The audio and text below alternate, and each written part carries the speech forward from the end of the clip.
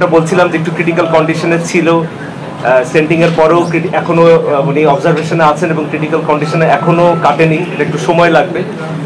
আর আমরা সবাই ওনার জন্য প্রাণপণ চেষ্টা করছি এবং আপনারা সবাই দোয়া করবেন আমাদের প্রিয় তামিম ভাই যেন আবার আমাদের মাঝে সুস্থ হয়ে ফিরে আসে। এবং শতভাগ ব্লক ধরা পড়েছে তামিম ইকবাল।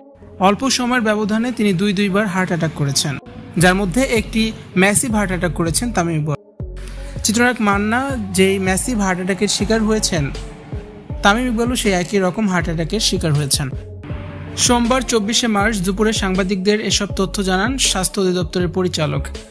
তিনি বলেন, তামিম ইকবাল অ্যাকিউট এমআই বা হার্ট অ্যাটাকের শিকার হয়েছেন, যার ফলে কার্ডিয়াক অ্যারেস্ট হয়। প্রাথমিকভাবে প্রাইমারি পিসিআই করা হয় এবং এলসিএক্স নামের ধমনীতে ব্লক ধরা পড়ে, তাই জরুরি ভিত্তিতে সেখানে রিং বসানো হয়েছে। এর মাধ্যমে ব্লকেজ কমে গিয়ে হার্টের রক্ত প্রবাহ বেড়েছে, যা তাকে দ্রুত সুস্থ হতে সহায়তা করেছে। তিনি বলেন, প্রথমে হাসপাতালে আসার পর তামিম ইকবাল দ্রুত ছেড়ে চলে যান, কিন্তু পরে আবার কার্ডিয়াক অ্যারেস্ট হলে তিনি পুনরায় ভর্তি হন। তাকে 15 মিনিট ধরে সিপিআর দেওয়া হয়। সে সময় তিনি অত্যন্ত সংকটাপন্ন অবস্থায় ছিলেন এবং বর্তমানে সিসিইউতে তাকে নেওয়া হয়েছে। তার স্ত্রী এবং বিকেএসপি পরিচালকের সাথে যোগাযোগ করা হয়েছে। বর্তমানে তার শারীরিক অবস্থা সম্পর্কে জানতে চাইলে বলেন, আমরা হাসপাতাল কর্তৃপক্ষের সঙ্গে যোগাযোগ করেছি, তবে তিনি এখনও নিবিড় পর্যবেক্ষণে রয়েছেন। তিনি এখনও শঙ্কামুক্ত নন।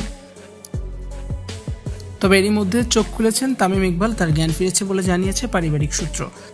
আজ সকালে ঢাকা প্রিমিয়ার লিগ ম্যাচ খেলতে বিকেএসপিতে 3 নম্বর মাঠে ছিলেন তামিম ইকবাল। টস হওয়ার পরেই কিছুটা অসুস্থ অনুভব করেন এই ওপেনার। এরপর পরিস্থিতি খানিক অবনতি হলে তাকে ঢাকায় আনার উদ্দেশ্যে হেলিকপ্টার নেওয়া হয়, কিন্তু তামিম ইকবালের শরীর সেই অবস্থায় ছিল না, যে কারণে তাকে নিয়ে ফ্লাই করা সম্ভব হয়নি।